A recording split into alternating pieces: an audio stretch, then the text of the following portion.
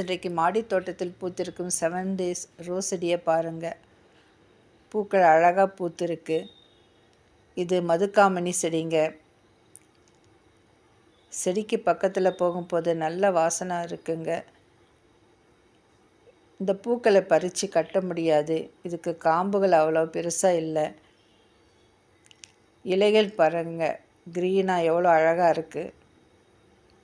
நேற்று பறித்த பிரண்டை வச்சு பிரண்டை பொடி செய்திருக்கேங்க. கடலைப்பருப்பு, உளுத்தம்பருப்பு, மிளகாய், ஜீரகம், வேர்க்கடலை, பெருங்காயம் எல்லாம் யூஸ் பண்ணி பொடி செஞ்சுருக்கேங்க. பொடி ரொம்ப டேஸ்ட்டாக நல்லா இருக்குங்க. இது பொன்னாங்கண்ணி கீரைங்க. பட்ரோஸ் செடியில் பூக்கள் கொத்தாக பூத்திருக்குங்க. வீடியோவை லைக் பண்ணுங்கள், ஷேர் பண்ணுங்கள், சப்ஸ்கிரைப் பண்ணுங்கள். Enjoy gardening.